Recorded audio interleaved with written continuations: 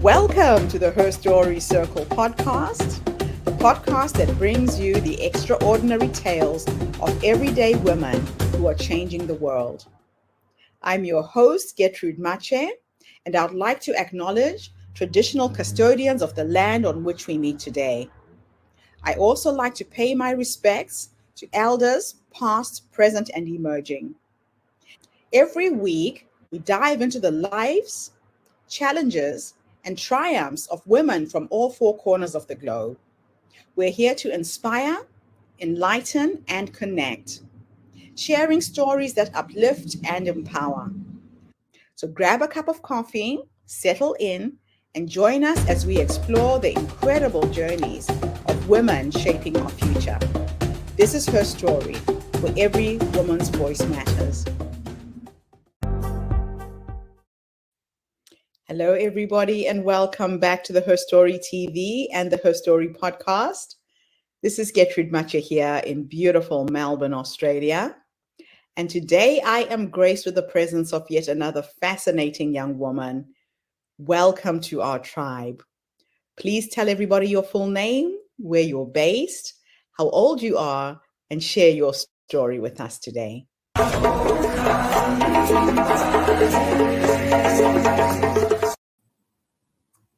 My name is Vironika Wilde. At least that's what I go by for my poetry. Right now, I'm in Montreal, Canada. I've been based in Toronto. It's actually where are you from and where are you based are the most complicated questions that I devote so much time to answering. So I'll get back to you on that. I just turned 34, which is an interesting age. I had a friend who passed away from a rare blood cancer at, I thought, age 33. And then I found out as I was nearing the end of being 33 that she had actually died at 34. And so I had spent this entire year feeling like, oh my gosh, is it going to be me next?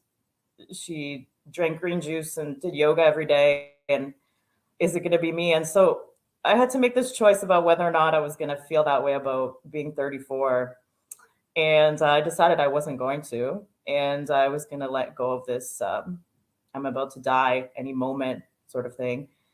And actually, shortly after that, February 17th came. And that was the day that the Ukraine conflict escalated. You know, people think the war started on that day, but it was actually an 8-year conflict that escalated at that point.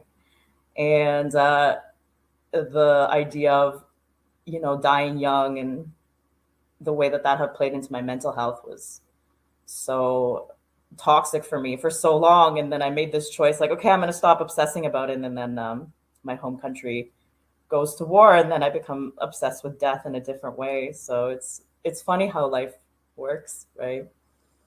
You said, where are you based? I'm glad you didn't say, where are you from? Because I just performed the Toronto Storytelling Festival, and I did this whole 15-minute set that was trying to address that specific question. Where are you from? And so now when people ask me that, and I'm expected to give a 5 to 10 second answer, I just feel like I don't have one. And I'd like to actually share some of the beginning of that set to maybe put it into perspective. Where are you from? The Japanese have a word, mu. It means unask the question. Where are you from?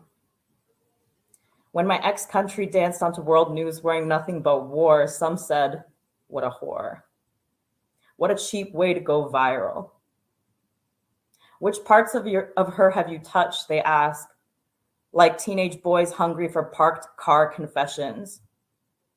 My answer sounds like a question. Her Kiev, did you say? I didn't. My cousin said his friend touched her Kiev once. Their questions sound like answers. Which parts of her have you returned to? They ask. like numb-brained housewives hungry for formulaic romance? My answer sounds like a mistake. Where are you from? What's your name? My answers sound like questions. My answers sound like mistakes.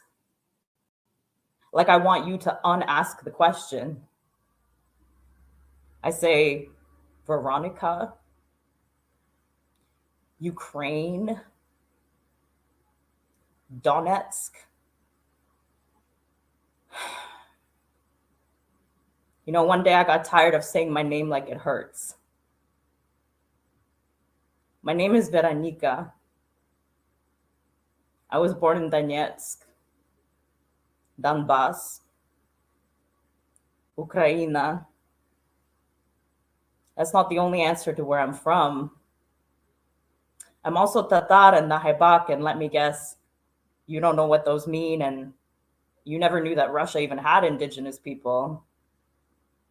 You see, that big cookie was once a tray of multicolored balls of dough and sugar and bark, but look over there. By the time you look back, the spaces have melted, and all you get is one giant pastry with one tiny name. These demographics that sit so silently on the map. You won't notice the Matrushka doll, hand-painted, sitting neatly on the windowsill until the cat, chasing a paper mouse, knocks her over to the floor, until she falls and breaks open her dress house, cracks, but doesn't break to the core. You won't notice the pickled herring with a mayonnaise accent and beet-stained teeth until she lisps through a sliced tongue, until her words capture the words inside yours. And you realize she was never the only one. Who are you? Where are you from? Identity is a funny thing. You are whatever you are through every turn of weather, through every change of mood, those inescapable things, the stories we carry on our backs. You know, the Nenets people, there's only 8,000 of us left in the world. You know, they say we share a genetic code with the wolves, but they just mean the little numbers, like a license plate. The ethnic code of the Nenets is the same as the genetic code of the wolves, and I wonder which one of us they think will disappear first. My grandmother says that her and my grandfather are not from two different tribes. She said that they were all the same tribe. Nomads from Mongolia, having moved into what is now called northern Russia, swept over by Turkish influence, believed in the Quran, and then the Christian influence came, and they drove some of those people, the Tatar people, into the river. Nenets means somebody with a bent over back. And the stories go that they were whipped into the river and forced to convert to Christianity and given a different name. It's interesting to be from these people, to have my grandfather look the way that he does, and to have never realized that there was a word for it, that I was native to somewhere else. And to live in a country where there are thousands of children being found under churches, where there's a genocide, and then to have been born in a country where a new genocide has appeared. And to be a poet through it all, it's heavy, but these are the stories I carry. You know, my body is a broken home too. So much of what I've been writing about since I changed my focus to poetry has been the experience of being a woman, trying to heal from sexual assault, overcoming toxic relationships, overcoming the effects of, I don't want to call it the patriarchy, but it's just the world and the way it is. Whatever it is that the patriarchy is back home, you look how the men go to war, you look how the women go to war. The children are still innocent. One thing that I realized was crucial to me through my journey was being able to express my emotions with no need for it to end in a happy and hopeful and inspiring way, with no need for it to go according to plan. When I first started speaking, I thought I could do an entire set of poetry and thoughts and fill it in, but it all just comes to me on the moment. Sometimes I start saying something that's memorized and then I forget, but you don't know what I was going to say. So I just keep going and I say whatever it is that must be said. And some days they feel like that. Every single moment is just a choice to give up what it is that I had planned to be, who it is that I had planned to be, and to just be whatever I am. To say the words that are begging to be said.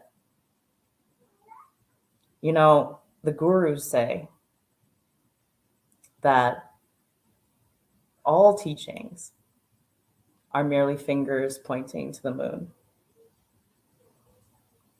The gurus also say that anger is an invalid and toxic emotion. The French say, quand l'homme montre la lune, l'imbécile regarde le doigt. When men point to the moon, fools only look at the finger. A man sitting on the sidewalk outside a thrift store in Notre Dame de Grâce reminds me that minus times minus equals plus, and that when someone is pointing their finger to the moon, you should make sure to look at his other hand, because that guru might be trying to stick it up your ass. You know, I've been there. All that cruelty-free McFreedom love and gaslight bypassing as in it didn't help, as in it gave me poetry. And isn't pain the finger pointing? And isn't poetry the moon? And I wonder, what about the sun?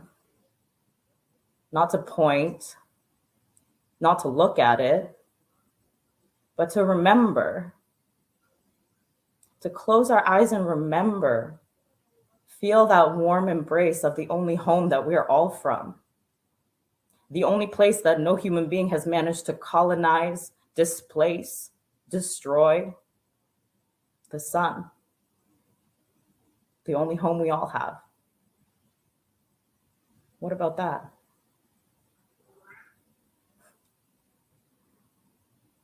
I think the most important thing I've learned in my whole life is to be honest. And it's funny because when I first started writing, well, I mean, I've been writing since I could hold a pen, but ever since I started writing for the public, which was around 2012, I committed to being honest. I committed to telling the truth. And if I look at what I was saying back then, it was the most honest thing that I was saying at the time. But if I look at what I'm writing about now, it's incomparable. How deeply I've dug into my bones, into my muscles, into every single part of my story, into every single part of my pain. But I know a few years down the line, maybe even a few months down the line, there's going to be more. You know, owning up to having indigenous roots, owning up to being Ukrainian, as time goes on, my relationship with these things has changed.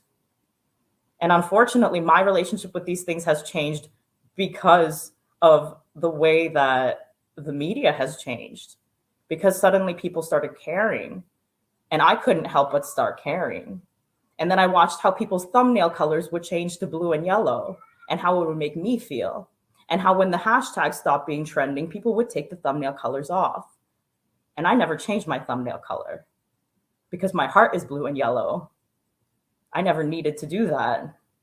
I walk by the news and I am reminded of something that I can't help but care about. There's a difference between being unable to stop caring about something and wanting to care about it. That's identity. Those are the stories we carry on our backs, and they're heavy. You know, I've spent so much of my life thinking, this is so much. Like, why did I have to carry an abusive past? Why did I have to carry multiple sexual assaults? Why did I have to carry feelings of abandonment? And now I have to carry colonialism, genocide in multiple countries that I'm related to. I mean, why? It's so heavy. And, you know, then I realized that I'm carrying this whole pack full of tools, full of instruments. And other people maybe just got one or two. They got like a crowbar and a hammer. And I've got this whole backpack full of various wrenches and screwdrivers and balloons and gases and lotions and potions, and it's heavy. And I've just spent most of my life walking around talking about how heavy it is, even writing poems about how heavy it is, but at the end of the day, feeling sorry for myself for carrying something so heavy instead of feeling grateful that I have all these instruments that I can use, that I have all these ways in order to empathize with other people, that I'm able to have compassion for groups of people beyond my own experience because I know what it's like to have an experience that's not common. So is it heavy? It is, but it's kind of corny to say it's how you carry it.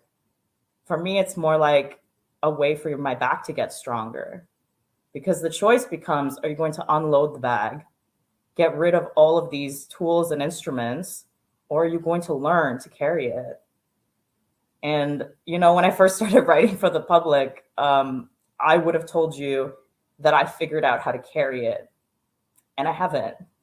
I mean, even today, I feel incredibly hormonal. Like, being a woman in her 30s, like, I don't even know what's happening most days. Like, every single time I have a period, it's like my body hates me and is so angry that I'm not pregnant. Like, I don't know why everybody's not talking about that. I don't know why that's not something that my mother told me or women around me told me, that it would be like this. But the more that hurts, the more I see a news report about Ukraine, and then that hurts. And then I just see like a street person who makes eye contact with me, and I see the pain in their eyes, and that hurts. And it's all just piling up. And I've begun to let go of the illusion that it will ever be painless. Because when I first entered the Love and Gaslight community, I really believed that you could heal and cure all your suffering through self-awareness and, you know, personal growth and self-love, and it helps, but it's not a cure for the pain. And the pain in itself is a tool. It's a really important tool that we all have. And as women, especially, I mean, every month, I am something that a man can never be. All my pain is brought to the surface. And the older you get, the more intense it gets. Like, God knows what even happens at menopause. Like, somebody warned me. Why is there no memo? Wow. Oh my goodness. I don't even know where to start. What a powerful story, and so eloquently put in prose and poetry. You know, I've been trying to find creative women for this podcast, Vironika, and today you have certainly given an example of how else we can share and articulate our message. So thank you so much for expressing who you are. Now, talking to you today is also pivotal in line with all of the things that are going on in the world. The war in Ukraine. A lot of people don't really know the full background and history. Like you said, it sounds like it started yesterday, but this has been a conflict that's been going on for 8 years, you said. Tell me a little bit about you. Do you still have family there? Do you still consider it as home? I do have family there.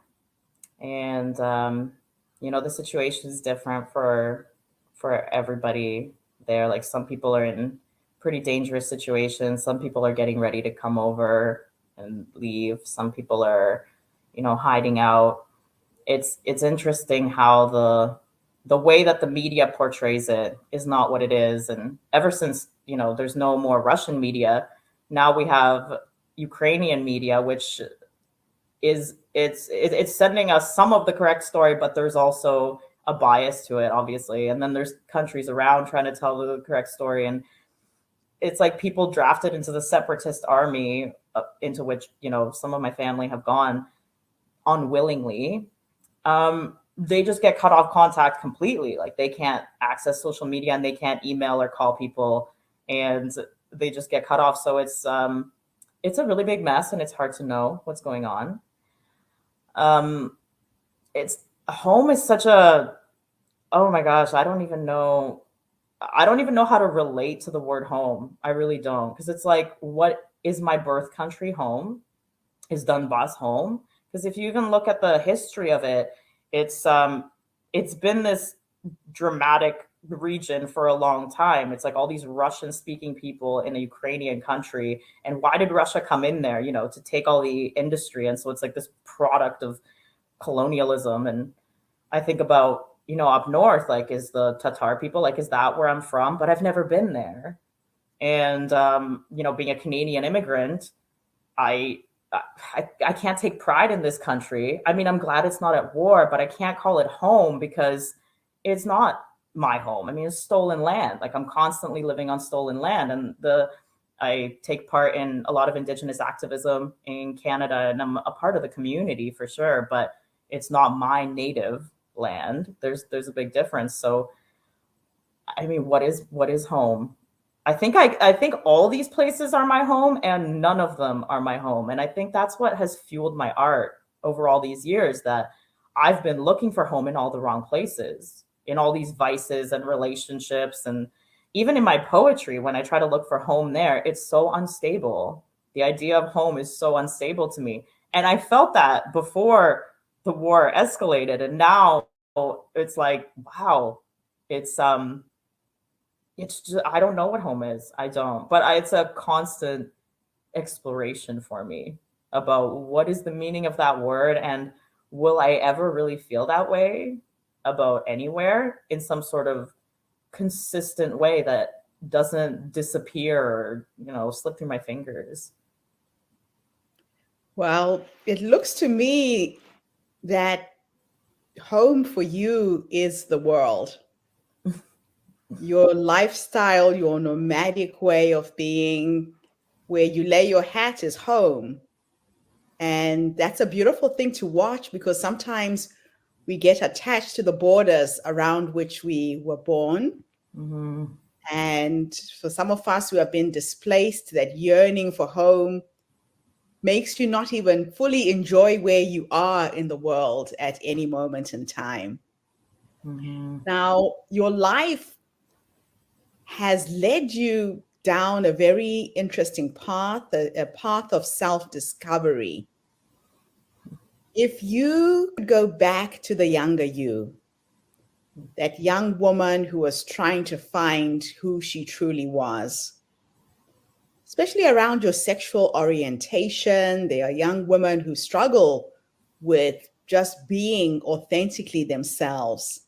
And you could go back and give that young girl 3 nuggets of wisdom based on what life has taught you. What would you say to her? I would say you're never going to stop feeling crazy. So you better learn to use that in your favor as something that fuels your art and your purpose. Because if you keep trying to fit in and be normal, it will never work, and it's not supposed to. I would say there's a purpose to every single piece of pain. Everything that hurts for a reason. You can't numb it, because if you numb it, then you're not listening to the message. And pain is a coded language from you to you. And it's a language that you need to learn to speak, and nobody will be able to speak it for you. And finally, I'd say there's no quick fix for anybody. And it's a waste of time to look for them, because most of those things are spiritual, emotional, physical scams. And the more you can commit to a steady process of doing things that make a tiny little difference every single day, instead of searching for these big, huge, momentous leaps, the more you'll serve your long-term growth, instead of feeling better for a few days or a few weeks and then crashing back down to the ground when you realize that your salvation, whatever it was not actually coming to save you, but was coming to take advantage of you. That's what I'd say. Wow. I don't think I'd listen, though. She would not listen. I'm thinking about my past self, and she would be like, okay, whatever. What do you know? Maybe she would. Maybe she would pause and listen. Now, you chose poetry, writing as an outlet to express yourself. Tell me, where do the words come from? How do you write a poem? What is your creative process? I guess I'd say I write to survive, and that's how it's been. I started writing from a very young age. I remember being in Donetsk, and I think the word общежитие translates to dormitory, but like that's not what it was. We had 12 families on each floor sharing one bathroom, and then there was like one shower for 4 floors of families. Like there's nothing like that in this country. And they're like these tiny little 1-room apartments. And I remember like being in the common washroom there and having, I think they were more like song lyrics, but it rhymed. And I remember just saying them out loud and hearing them echo off the walls. I think I've had a passion for expressing myself through words, whether they turned into lyrics or just went on the page, for as long as I can remember. And, you know, when we immigrated to Canada, like I'm an only child, and I came with just my parents, and they were stressed out, and they were really young. There's a lot of things that I've had to forgive my parents for, and remember just how young they were, and how, like, I was really, if I had had a child at the age that they had me, I would have done worse, I think, as a parent, because I don't know how they did it. I really don't. But I was on my own a lot of the time, and I didn't feel emotionally supported by them at all, you know, and trying to go to into the school system and having this thick accent and wearing these different clothes and just being so different. And I was like really chubby, and, you know, all these little things. I didn't have anyone to talk to about what I really felt. So my notebooks were a place where I could feel heard. It was a survival mechanism. And I played around. Like as a kid, I played around with acrostic poems. They were really angsty. Like I remember once writing a poem that was an acrostic poem of "Today is the day I die," and then the T became something and the O became something. You know, I had these rhyming poems. I tried like role playing through my poems, and sometimes the things I wrote, I think about them and they sound kind of deranged, you know, but I was just experimenting with viewpoints and perspectives. Sometimes I would write in the third person. Sometimes I would write in different fonts. And it became a thing where anytime I felt really hopeless, and anytime I felt really alone, like nobody would listen, I knew that page would listen to me. It doesn't interrupt, and it doesn't judge. It just accepts it. Whatever you put on the page, like it's there. And as time has gone on, the more I've read other people's poetry, the more I've felt, oh, okay, maybe I'll try this, or maybe I'll try that. And a lot of my work right now, I have really experimental structures that I've invented myself. I mean, I'm not trying to write sonnets and limericks and things that have already been created. Like I'm creating my own structures, but there are structures within it. I am a big fan of editing and I try not to overuse words, when there's a word that feels kind of weak. I mean, the word home a lot of the time feels weak. And so I would go and I would try to make it more poetic.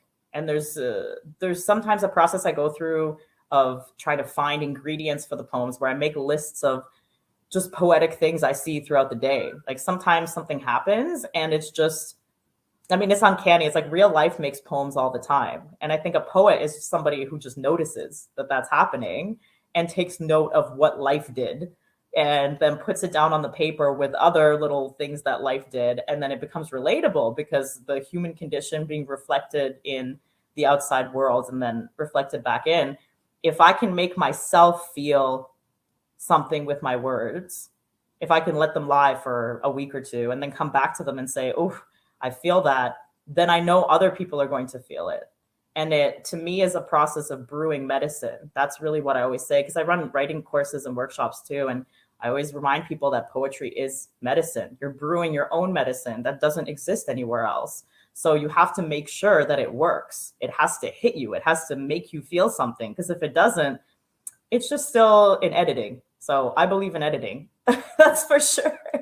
Oh, I love that. That's a beautiful process that you've just shared, because sometimes people get scared to put it out there. But you're right. If it feels right for you, it's going to impact on the reader as well. So that should be your note to say that it's good, right? That you can release it to the world. I absolutely love that. Mm-hmm. So now let me take you into the future. Mm. Let's have a little thought experiment. And time is an illusion, and time doesn't exist. And I'll teleport you to the 100-year-old you, or maybe 120 with science. We are going to live much longer than we are now. And you could sit and have a conversation with that older woman who has led you to that point with wisdom. What would you say to her? I think if I could really talk to the 100-year-old version of myself, I would ask her what she wants to say to me. I mean, respecting your elders is a huge thing in Native communities all over the world, and I think there's a reason for that. And when I think about the 100-year-old version of me, like I'm still not sure if something horrible is going to happen to me, right? Like my mental health gets all edgy, and I get these strange feelings about how could somebody have so many intense experiences in their life and then go on to live to 100. It just sometimes doesn't feel like that's the way that the world works. Like if you've had a certain density of experience in a certain time, it feels like something terrible is supposed to happen to me. And so if I were to actually live to 100 and I knew that was going to happen, yeah, I'd probably let her speak quite a bit. That's what I'd do. I love that. So you would just tap into that wisdom and allow her to express herself. Mm-hmm. Absolutely awesome. Now, is there anything I should have asked you and I didn't? I'm one of these people that like when I'm in a social interaction, like I just feel like kind of like I'm in a performance too. Like I'm just going with the flow, and everything that's happening just feels perfect because it has to be perfect, because everything just has to come together. And then afterward, even after my best performances, sometimes I sit there and I'm like, oh, why did I say that? Or like, why did I do this? Or why did I do that? And I know the answer to your question might come to me after we're done and I'm, sitting on the balcony watching the rest of the sunset. And I think, wow, I should have said this to her when she asked this. But right now, the answer is no. I can't think of anything, but I will. I'm sure I will. Yeah. Well, it's just a sign that I did a good job with the interview, I hope. Yeah. It was really nice talking to you. Yeah. Wonderful talking to you too, Vironika. So you run workshops, you help people express themselves through writing. I have your website scrolling at the bottom of the screen. Where else can people find you? If you search for my poetry books, the first one that I released is Love and Gaslight. So I've got that available in ebook, paperback, hardcover. And recently I released The Blood in Her Honey, which is a book where I processed all my daddy issues. I don't mean that I'm over it. I just mean that I wrote about it, which must count for something, I'm sure. And I do have more books coming on the way. So if you look up my name, I'm the only one in the world with my name. Even my first name is should lead you to me, and just see what it is that I'm sharing, what I'm releasing. I have things coming out on Instagram and YouTube all the time. I'm trying to make my whole thesis that poetry is medicine. I'm trying to not only share my medicine, but also share that experience with other people. So I have a writing course, Write Out Your Pain, but I also have my art within itself. And I think taking an example from the way that about how honest I am, I think that's one of the only things that I can really say about myself without feeling like I'm, tooting my own horn. Like I do feel like I'm really honest. And I think that's been really medicinal for me on the journey of healing trauma. And I would love for people to read my work and feel like, wow, did she just say that? Like Yrsa Dally Ward. When I first read Bone by Yrsa Dally Ward, I thought, did she write all this? Like, did she actually say these things about her family and her life? And wow, and it inspired me to say more. So I hope to be able to give people the gift of that feeling through my books and my courses. That honesty. Oh, I love that. Absolutely wonderful. Thank you so much for this amazing interview. And thank you to everybody who tuned in today. The HerStory movement is looking for inspiring stories to be expressed in any way possible. So if you're a dancer, come and dance. If you sing, come and sing. And Vironika, thank you for expressing yourself through poetry this morning. Thanks for having me, Gertrude. Have a fantastic day, everybody. I'll be back again tomorrow with yet another amazing guest. In the meantime, bye for now. Thank you for tuning into the HerStory Circle podcast. I hope today's story has inspired you to believe in the power of our stories and the difference you can make in the world when you use your voice. I'm Gertrude Mache, and it's been an honor to share this space with you, where voices from all walks of life come together to weave a rich tapestry of diverse perspectives. Don't forget to subscribe, rate, and review our podcast to help us share these stories with more listeners. Follow us on social media by looking for the HerStory Circle podcast for more updates. And join us tomorrow for another episode filled with courage, resilience, and empowerment. Remember, your story matters, and together we're building a stronger, more inclusive world. Until next time, keep making HerStory.